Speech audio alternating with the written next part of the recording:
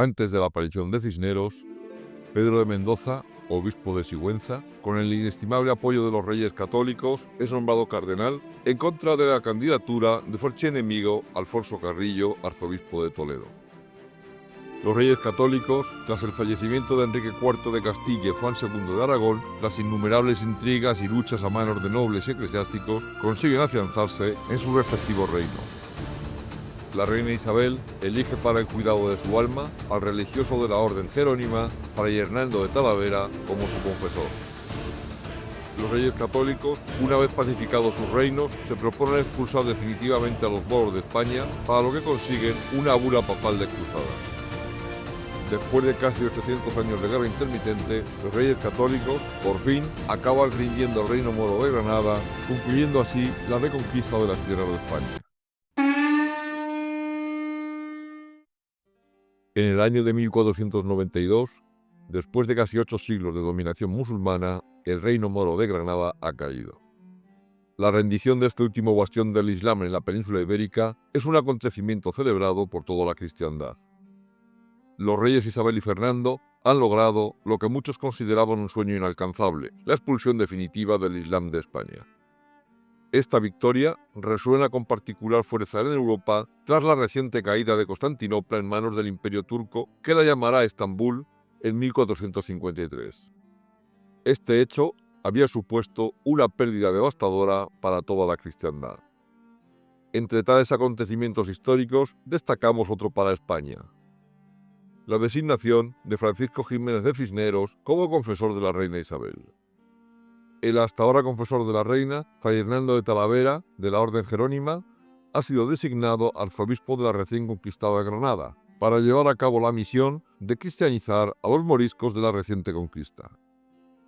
En esta situación, el poderoso cardenal Mendoza propone a la reina Isabel al poco conocido fraile franciscano Francisco Jiménez de Cisneros, el cual posee unas referencias que despiertan la curiosidad de la reina acerca de su vida y su carácter. Nacido como Gonzalo Jiménez de Cisneros en la villa de Torrelaguna hacia 1436, es el menor de 3 hijos de una familia de comerciantes modestos, pero con un linaje de hidalguía. Gonzalo crece en un contexto donde el conocimiento y la educación son cruciales. De la mano de su tío Alvar, un clérigo de Roa, adquiere los primeros saberes, destacando especialmente en su dominio del latín, lo que le abre las puertas de una enseñanza superior. A lo largo de su vida, mientras estudia en Alcalá y Salamanca, se va formando no solo como religioso, sino también como un pensador consciente de su tiempo. En su paso por Roma, donde es ordenado sacerdote, obtiene una de las llamadas bulas de expectativa del Papa Pablo II, lo que marca un hito en su carrera. La bula de expectativa le permitiría ocupar la primera vacante que quedase disponible en la diócesis de Toledo. De regreso a España, la muerte de su padre le lleva a enfrentarse al abuso de poder del arcipreste de Uceda, del que depende su pueblo, Torrelaguna. Su batalla religiosa y legal culmina con la destitución del arcipreste y su ascenso al arciprestazgo de Uceda, lo que muy pronto le acabará enfrentando a la autoridad del arzobispo de Toledo, don Alfonso Carrillo. La rivalidad entre Cisneros y Carrillo es intensa, pues don Alfonso Carrillo, que pretende este cargo para un familiar suyo, es conocido como el Hacedor de Reyes. Tiene sus propias ambiciones familiares y no dudará en hacer uso de su influencia para encarcelar a Cisneros. Así, Gonzalo pasa unos años en prisión, primero 2 en el castillo de Uceda y luego 4 en el duro castillo de Santorcaz, en Torremocha, hasta que la mediación de la condesa de Buendía, pariente lejana suya, le brinda la libertad. Una vez liberado, busca refugio en la diócesis de Sigüenza, poniéndose bajo la protección de don Pedro González de Mendoza, el gran adversario de Carrillo. El cardenal Mendoza hace que Cisneros ascienda rápidamente a posiciones de renombre, llegando a ser primero capellán mayor de la catedral y muy pronto vicario general de la diócesis de Sigüenza. Sin embargo, en un giro inesperado, a punto de cumplir 50 años, cuando está mejor situado, elige dejar todo privilegio para profesar como fraile franciscano, concretamente en la rama más austera de la orden, la observante. Esta forma de vida es enemiga declarada de la relajación con la que conventuales, la otra forma de vida de los franciscanos, viven en conventos y monasterios. Cisneros cambia su nombre por el de Francisco, el del fundador de la orden franciscana, y se embarca en una vida de austeridad que le lleva a los conventos de San Juan de los Reyes en Toledo y el del Castañar, hasta que recae en el de la Salceda, donde se sumerge en la vida contemplativa. Pero es ahora cuando el cardenal Mendoza, que 10 años atrás había sustituido a Carrillo en la silla arzobispal de Toledo, al morir presenta a la reina a este adalid del ascetismo. Cisneros, con casi 60 años, es presentado ante la reina por el cardenal Mendoza, quien reconoce en él un potencial transformador. En este día de 1492, en Valladolid, Francisco Jiménez de Cisneros, un fraile con una profunda devoción y un refugio espiritual, se encuentra ante la reina Isabel. Su respuesta a la reina es clara. Para convertirse en el confesor de la monarca, pone una condición fundamental: no ser requerido a morar en la corte. Cisneros anhela seguir con su vida conventual, acompañado por su leal borriquillo, Benitillo, y el joven fraile Francisco Ruiz, que le ayuda pidiendo limosna para ambos. La reina, comprensiva ante la importancia de su papel espiritual, acepta sus términos con benevolencia. Hacia 1494, Cisneros ha ascendido a la posición de severo reformador provincial de los franciscanos en Castilla. Sin embargo, el verdadero punto de inflexión a su carrera llega en 1495 tras el fallecimiento del cardenal Mendoza en Guadalajara. Su féretro es trasladado con gran pompa hacia la Catedral de Toledo, siendo acompañado por los reyes, quienes reconocen el estatus del difunto como el tercer rey de España. Fernando, el rey católico, ansía que su hijo natural y legítimo, Alfonso, arzobispo de Zaragoza desde su infancia, alcance la prestigiosa mitra toledana. Sin embargo, Isabel la Católica tiene otra visión. Decide elegir a Cisneros como nuevo arzobispo de Toledo, una decisión que sin duda desagrada a Fernando, quien preferiría ver a su propio hijo o a un noble prominente en este puesto de poder. Cisneros, un simple fraile que ha dedicado su vida a la humildad y al servicio, muestra inicialmente reticencia frente a la propuesta. No obstante, bajo el convencimiento de Isabel, acepta el reto de ocupar la mitra toledana, un nombramiento que, para muchos, en la nobleza y el elitista clero de Toledo, es considerado todo un insulto. Los canónigos, acostumbrados a manejar el destino de reinos y a tener entre sus filas a personas de mayor alcurnia, ven con desdén la elección de un fraile mendicante. El arzobispado de Toledo no solo es el más rico de España, sino que también conlleva una inmensa responsabilidad, pues abarca la catedral y numerosos arciprestazgos, vicarías y capillanías. Además también de fortalezas y tierras que se extienden hasta Andalucía, con más de 300 villas, con miles de habitantes, sobre los que posee poderes administrativos, judiciales y militares. A pesar de su origen humilde, Cisneros demuestra ser un administrador eficiente y abnegado, aplicando su esfuerzo a la reorganización y mejora de la archidiócesis, dando así un buen fin a los recursos que se le han confiado. Habrán de pasar 2 años antes de asumir plenamente su cargo en Toledo. El palacio arzobispal mantiene la sencillez de su hábito. Cisneros come frugalmente y se aleja de las tentaciones carnales y de todo tipo de la corte, contrastando su comportamiento notablemente con el de sus predecesores. Su humildad es tal que el Papa le amonesta al considerar que su excesiva simplicidad desmerece su rango. A través de sus acciones, Cisneros inicia una reforma dentro de la Iglesia castellana. Vive apartado de la opulencia de la corte, dedicándose a la oración y al estudio. Aún así, no escatima en generosidad con sus visitantes ni en la realización de obras trascendentales en la catedral, dejando su impronta en ella. Entre sus contribuciones destacan la sala capitular, el claustro alto, la capilla mayor, la custodia de arce y la magnífica capilla mozárabe, en la que, tras una cuidadosa recopilación y actualización de los misales de las liturgias visigodas, logra reimplantar el rito mozárabe que perdurará hasta nuestros días. Un sueño ardiente habita en el corazón del cardenal Francisco de Cisneros, una visión que va más allá de sus propias ambiciones. Esta visión se traduce en 2 grandes deseos. la creación de una universidad humanista en Alcalá de Henares y la elaboración de una Biblia políglota que fusione las diversas versiones del texto sagrado. Ambos proyectos no solo son fruto de su anhelo personal, sino también una respuesta a la demanda urgente de reforma del clero planteada por la reina Isabel la Católica. La universidad, inspirada en el Studium Generale, donde había sido educado Cisneros, promete ser un faro de conocimiento. Desea reunir a los mejores maestros para formar clérigos capacitados, pero también abrir sus puertas a todos aquellos que deseen aprender. Este enfoque democratizador del conocimiento resulta vital para mejorar la transmisión del Evangelio en una sociedad muchas veces inculta y vulnerable a la influencia del judaísmo y el islamismo. Así, en 1500, Cisneros bendice el primer sillar del Colegio de San Ildefonso, núcleo de su ambicioso proyecto universitario que simbolizaría a Cristo, mientras que los otros 12 colegios representan a los apóstoles. A la par, la Biblia políglota que Cisneros propone se erige como un hito fundamental en la historia religiosa de la cristiandad. En un contexto donde las diversas interpretaciones del texto sagrado podían generar confusión y divisiones, su intención es unificar el mensaje bíblico.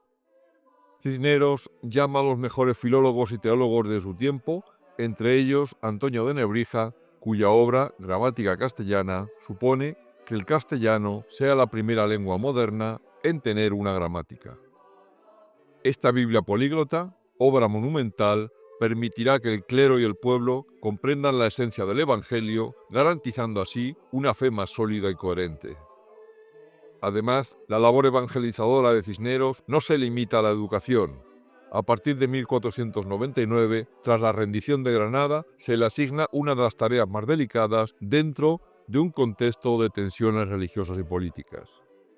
Aunque los reyes católicos abogan por una evangelización respetuosa, Cisneros se ve obligado a adoptar métodos más expeditivos que los que utiliza el recientemente nombrado arzobispo de Granada, Fray Hernando de Talavera. Mientras tanto, crece la percepción general de que Granada sigue siendo un bastión musulmán. Por tanto, resulta preciso reconvertir esta situación por las crecientes incursiones del turco y los piratas berberiscos en las costas hispanas. Los reyes católicos temen que Granada se convierta en una cabeza de puente de ambos aliados musulmanes. Reconvertir mezquitas en iglesias, como hicieran los sarracenos tras la conquista, y promover conversiones masivas, aunque controvertidas, se convierte en parte de su misión. Esta presión evangelizadora le lleva a Cisneros a la quema pública de libros del Corán, salvando los libros de ciencia para su Universidad de Alcalá. Los desafíos son constantes. La oposición de la élite mora en Granada resulta en amotinamientos como el del Albaicín, que llega a poner incluso en riesgo la vida del propio Cisneros. Cisneros, a lo largo de su carrera, muestra una notable capacidad de gestión y proyección social. En su universidad destaca una peculiaridad: la ausencia de facultades de Derecho y Medicina, prioritarias en otras universidades como Salamanca o la Sorbona. Para Cisneros, estas disciplinas no son esenciales para su objetivo central, la mejora de la evangelización y la claridad en la predicación. En 1504, el Palacio Real de Medina del Campo se viste de luto tras la muerte de la reina Isabel, dejando un vacío que desata una serie de conflictos y tensiones en la península ibérica. Así, la muerte de la reina Isabel no solo desencadena una lucha intergeneracional por el poder, sino también abre un capítulo crucial en la historia de la nación, donde el equilibrio entre la ambición personal y la estabilidad del reino se convierte en la clave para la supervivencia de la corona. Este fallecimiento plantea un serio problema. La mala fortuna se ha ido cebando con los llamados a suceder a doña Isabel y don Fernando en los reinos de Castilla y Aragón. En 1497, cuando fallece su hijo Juan, el heredero, casado con Margarita de Austria, se inicia un período crucial hasta 2017, momento en que arriba a España Carlos de Gante. Durante todo este periodo, la actividad política del cardenal Cisneros será decisiva en la historia de España. El testamento de la reina Isabel, considerado ejemplar, presenta la designación, después de los fallecimientos de los otros precedentes en la línea de sucesión, de su hija mayor Juana, como heredera de la corona de Castilla. un hecho que se torna en dilema debido a la inestabilidad mental de la joven y las ambiciones de su marido y los nobles que le rodean. La mala fortuna se ha cebado con la familia real desde hace años. Este trágico destino coloca a doña Juana, casada con Felipe el Hermoso, en la posición de ser la única heredera legítima, con el riesgo añadido de que su salud mental bien pudiera ser inestable, igual que le ocurriera a su abuela, la portuguesa reina Isabel. La preocupación se centra en la posibilidad de que Castilla caiga bajo el control de un monarca extranjero.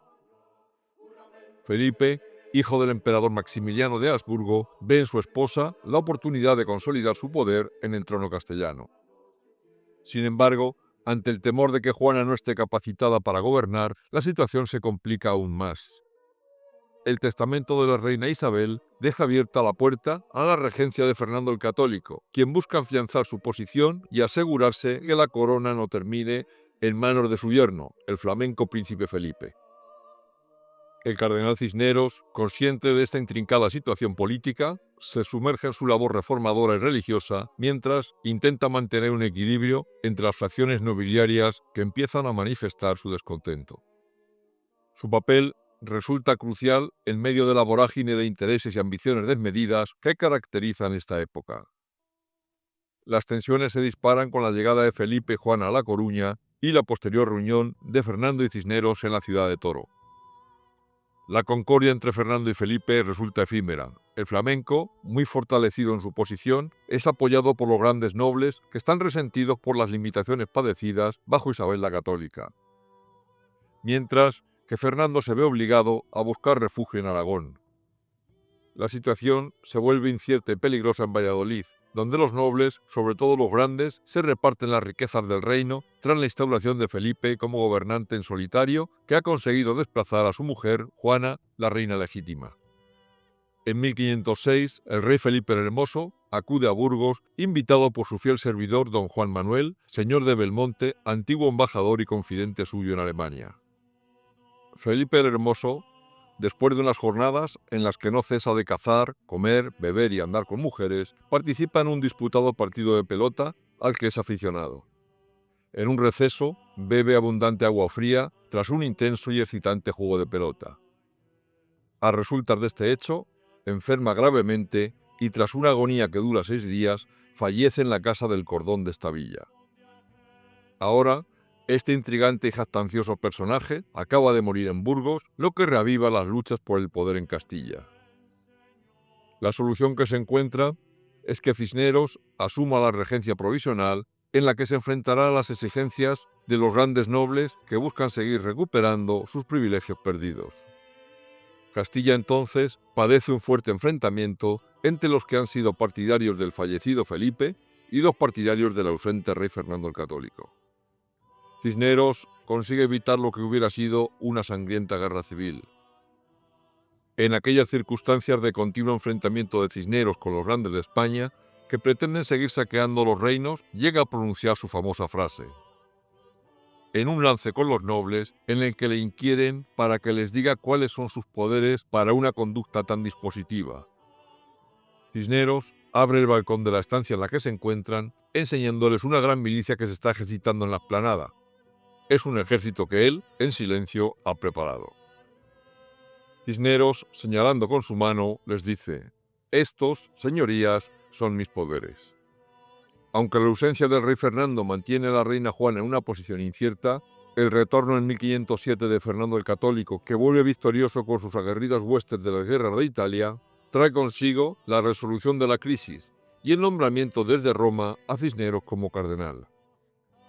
Con el respaldo de Cisneros y el nombramiento ahora del cardenal como nuevo inquisidor general, Fernando el Católico se establece como la pieza clave en la política castellana. Mientras tanto, el panorama religioso europeo se agita, con Cisneros adelantándose a las reformas protestantes que ya apuntan en Europa. Lo que resulta indudable es que Cisneros adelanta las reformas que vendrán en Europa en años venideros, lo que sin duda va a impedir que las ideas heréticas protestantes de Lutero y Calvino arraiguen con fuerza en las Españas. Su enfoque moderado y su empeño en evitar abusos en el Nuevo Mundo establecen un precedente para el futuro de España. En el año 1509, el cardenal Cisneros, con 73 años, observa con creciente frustración los ataques de los piratas berberiscos que zarpan desde el puerto de Orán. En su mente, una idea se forja como un destello de esperanza: retornar el cristianismo al norte de África, tal y como era antes de la conquista árabe, y cumplir así el sueño de la difunta reina Isabel. Esta ambición no es solo espiritual, sino también geopolítica. Cisneros anhela extender el control cristiano desde el norte de África hasta Egipto, convirtiendo la toma de Orán en un objetivo personal y una cuestión de honor. Para llevar a cabo su misión, Cisneros recurre a Pedro Navarro, un militar experimentado que ha demostrado su valía en las campañas de Italia junto al gran capitán. Juntos, Cisneros, con sus propios medios, y Pedro Navarro organizan una de las expediciones de conquista más ambiciosas de la época, partiendo desde Cartagena con 80 naves. En esta expedición, Cisneros llega a expresar su peculiar aprecio por la guerra, afirmando que para él el olor del combate es tan placentero como el incienso en la iglesia. Mientras Navarro lidera el ataque, Cisneros se encuentra en un monasterio cercano dedicado a la oración. El asalto a Orán resulta un éxito completo. Al tomar la ciudad fortificada con sus 60 cañones, los guerreros descubren a 300 cautivos cristianos a quienes liberan. En acción de gracias, Cisneros oficia misa en una de las mezquitas, simbolizando la restauración del cristianismo en un territorio que una vez fue suyo. Con el regreso de Fernando el Católico a la regencia, el reino comienza a estabilizarse. Para Cisneros, el bienestar del Estado debe prevalecer sobre los intereses privados, una visión que a veces le sitúa en conflicto con los nobles. Mientras tanto, doña Juana, llamada la Loca, la reina, permanece confinada en Tordesillas, lo que asegura una cierta calma en el reino. Cisneros, que regresa a Toledo, donde las obras en su catedral avanzan, ordena que se inmortalice la conquista de Orán en una obra del gran pintor Juan de Borgoña en la capilla mozárabe. Con el rey Fernando enfrentándose a la corona navarra y a los enemigos franceses en Italia, su fuerza se vuelve a poner a prueba. La muerte de Fernando en 1516 cambia el rumbo del reino. Su testamento otorga finalmente la regencia de Castilla a Cisneros, un hecho notable dadas sus claras diferencias.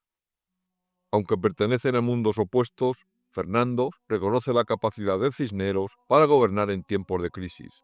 Cisneros, a partir de ahora, se va a enfrentar a un nuevo desafío: mantener la estabilidad política mientras lidia con la inminente llegada de Carlos de Gante, un joven monarca cuya visión personalista del poder contrasta con la suya y la de sus vasallos castellanos y aragoneses. La preocupación por los nobles flamencos y el entorno cortesano de Carlos le llevan a ser cauteloso, mientras avanza en su ambicioso proyecto de la Biblia políglota complutense, que reúne las traducciones de las escrituras sagradas en diversas lenguas. El legado de Cisneros se va cimentando. Para él, el rey no es el dueño del reino. Su autoridad se fundamenta en un pacto tácito entre el soberano y sus súbditos. Estos últimos no solo se comprometen a obedecer y pagar impuestos, sino que esperan a cambio protección y justicia. Este concepto del poder monárquico resulta crucial para comprender las tensiones que marcarán el ascenso de Carlos de Gante, quien, a pesar de su proclamación como rey en la Catedral de Santa Gúdula en Bruselas, en marzo de 1516, actúa contraviniendo los principios que Cisneros y los españoles defienden. La proclamación de Carlos como rey en vida de su madre, la reina Juana, se interpreta en muchas villas castellanas como un acto de usurpación que sacude los cimientos del orden establecido. En vez de reunir a los distintos estados de su reino, la proclamación de Bruselas crea descontento en importantes ciudades castellanas y en Aragón, donde la exigencia previa de respetar las leyes aragonesas evidencia un desafío a su autoridad. Después, la cortesía de sus gestos, como declararse rey junto a Juana, no es suficiente para apaciguar las aguas turbulentas que su actuación ha desatado. Mientras tanto, la corte flamenca de Flandes se comporta como un verdadero gobierno paralelo, impidiendo que Carlos conozca la realidad española y dejando al cardenal Cisneros en una posición de constante preocupación. Su deseo por acelerar el regreso del joven rey a España se convierte en una misión esencial a fin de salvaguardar los derechos y el futuro del reino. Sin embargo, cada día que pasa se torna más desalentador, pues los movimientos de Carlos parecen diseñados para evitar un encuentro con él. Todo esto culmina en un viaje desesperado para Cisneros, quien con creciente angustia se da cuenta de que su estado de salud se deteriora rápidamente, lo que coincide con la distancia emocional y política que se ha creado entre él y el nuevo rey. Cisneros nunca llega a ver qué rumbo toman los nobles flamencos que se aferran a la corte de Carlos. Su fallecimiento es precedido por una carta del joven Carlos en la que simboliza un rechazo doloroso. Marca el ocaso de una era en la que la moralidad y la responsabilidad podían mediar en el ejercicio del poder. La historia de España nos enseña cómo, tras el fallecimiento de figuras clave, se materializan los intereses ajenos. Este es el caso de la Mitra de Toledo, que en manos de Guillermo de Croix, un joven de apenas 20 años y sobrino del consejero real flamenco Chevres, ejemplifica la voracidad de los flamencos que acompañan al joven rey Carlos. Este fenómeno no solo marca la trama política del período, sino también enciende la chispa de la rebelión en las ciudades castellanas, dando origen poco tiempo después a la Guerra de las Comunidades de Castilla. El nuevo régimen se distancia completamente de los esfuerzos de Francisco de Cisneros, cuyos proyectos, tanto políticos como religiosos, son ignorados. Su legado se convierte en un eco distante, mientras que sus restos reposan en paz tras haber sobrevivido a décadas de inclemencias como inundaciones, traslados y saqueos. Desde 1977 descansan en la Catedral de Alcalá, a la que él mismo engrandeció y embelleció, otorgándole el título de magistral. Hoy, ante el mausoleo concebido por el talentoso Fancelli y rematado por Bartolomé Ordóñez, completamos un recuerdo vivo de su legado. En la capilla de San Ildefonso, figuras emblemáticas como San Jerónimo, San Gregorio, San Ambrosio, San Agustín, que fueron guías en vida de cardenal, lo rodean en eterno homenaje. El amor de Cisneros por su patria fue profundo. Su lucha por la unidad de las tierras de España, aunque artificial, quebradiza y difícil, fue su máxima aspiración. Contra reyes, papas, ideales y leyes, Cisneros se mantuvo firme en su propósito de forjar un país unido y próspero. La herencia de Cisneros perdura a través del tiempo en la Universidad Complutense, fundada en el siglo XV y renacida en 1977 como la Universidad de Alcalá. Sus aulas han visto pasar algunas de las mentes más brillantes del país, desde Lope de Vega hasta María de Guzmán, la primera mujer doctora en España. En 1998, la UNESCO destacó a la Universidad de Alcalá como Patrimonio de la Humanidad, debido a la riqueza histórica de su arquitectura, siendo el paraninfo del Colegio de San Ildefonso el lugar emblemático donde se entrega el Premio Cervantes, el reconocimiento más prestigioso en literatura en lengua castellana. Cisneros, un hombre de fe y dedicación, demuestra que, incluso en medio de la opulencia y el poder, la verdadera grandeza reside en la humildad y el servicio a los demás. La obra de Cisneros, con su ambición de forjar un camino iluminado por el conocimiento y la fe, deja una huella perdurable en la historia de la educación y la religión en España. Su legado no solo se encuentra en las estructuras físicas, como las que enriquecen la Catedral de Toledo o la Universidad de Alcalá, sino también en la renovación espiritual que infunden la Iglesia de Castilla. Si se tratara de compilar una lista de los artífices de la nación española, el nombre de Cisneros ocuparía un lugar destacado. Muchos historiadores, incluso franceses, comparan su figura con la de Richelieu o Mazarino, subrayando la grandeza de su obra como estadista. El cardenal Cisneros es un gigante en su tiempo, al que sin embargo la historia no le ha hecho justicia, al no reconocer adecuadamente su extraordinaria labor y sobre todo su honradez y entera dedicación al bien común. Y con estas reflexiones, mis queridos amigos, concluimos nuestra crónica sobre la vida del gran cardenal Cisneros, un hombre que a pesar de las adversidades dejó una huella indeleble en la historia de España. Si te ha gustado este capítulo, puedes darnos un me gusta y si estás interesado en conocer el momento de la publicación de nuestros próximos vídeos, puedes suscribirte a nuestro canal de Crónicas de España.